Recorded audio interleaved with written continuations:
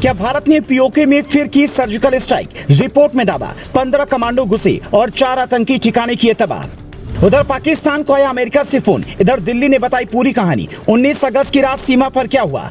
सीमा पार से आ रहे थे पाकिस्तानी, पहले झाड़ियों में छिपे, फिर बुझाई टार्च। इधर सेना के जवान पहले से ही थे मुस्तैद।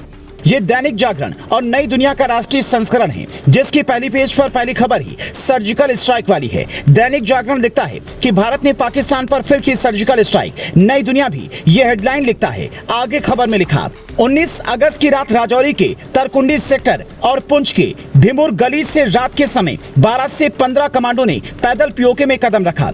करीब 2.5 किलो अंदर घुसकर कोटली जिले के नकियाल में आतंकियों के 4 ठिकाने तबाह कर दिए। करीब 7 से 8 आतंकी मारे गए। ये कार्रवाई उस खुफिया सूचना के आधार पर हुई जिसमें यह दावा किया गया कि सीमा पार में बैठे आतंकी कोई बड़ी प्लानिंग बना रहे हैं। ये खबर सामने आते ही पाकिस्तान और भारत दोनों जगह फोन बजने शुरू हो गए। कहा जा रहा है कि पाकिस्तान ने इस बात को इनकार किया है, पर जब विदेशी समाचार एजेंसी रॉयटर्स ने भी ये लिखा कि कटियाल में एक बुजुर्ग की मौत हुई, तो पाकिस्तान ने दबी जुबान में ये कहा कि हम इसकी जांच करवाते हैं। पर दिल्ली ने साफ साफ कह दिया, हमने ऐसी कोई कार्रवाई नहीं की। रक्षा मंत्रालय ने कहा, सर्जिकल स्ट्राइक जैसी कोई कार्रवाई हमने पीओके में घुसकर नहीं की है। हालांकि इतना जरूर है कि 21 अगस्त को सीमा पार से कुछ लोगों ने घुसपैठ की कोशिश की, लेकिन मुस्तैद सेना के जवानों ने उनमें से एक को ढेर कर दिया और दूसरा डर के मारे फरार हो गया। ऐसे में यहाँ पर सवाल ये उठता है कि अगर सेना ने ऐसी कोई कार्रवाई नहीं की तो मीडिया में ऐसी खबरें आई कहां से? सर्जिकल स्ट्राइक का सबूत मांगने वाली कांग्रेस पार्टी की ये नेता कहते रहे कि मोदी राज से पहले भी सीमा पर सर्जिकल स्ट्राइक होती थी,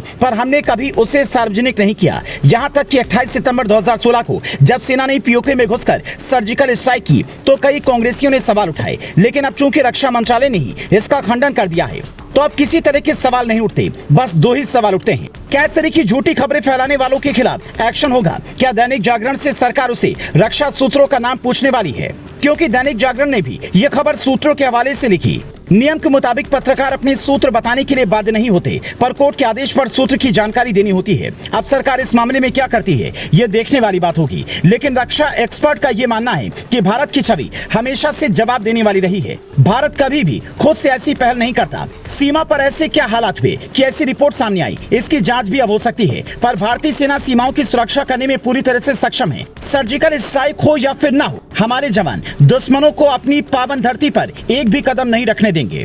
सीमा पर अक्सर घुसपैठिए झाड़ियों में छिपकर, टॉर्च बुझाकर, तारों के नीचे के सहारे और बॉर्डर पर मुस्तैद जवानों को मात देकर घुसने की कोशिश करते हैं। पर या तो उनकी साजिश सीमा पर ही ढेर हो जाती है, वरना सीमा में घुसने के बाद कहीं न कहीं पकड़ लिए जाते हैं। हालांकि हिंदुस्तान की जनता की हमेशा यही डिमांड रहती है कि जो पीओके हमारा है, वहां से पाकिस्तान अगर कोई अवैध गतिविधियां चला रहा है तो सर्जिकल स्ट्राइक एक नहीं बल्कि 100 बार होनी चाहिए।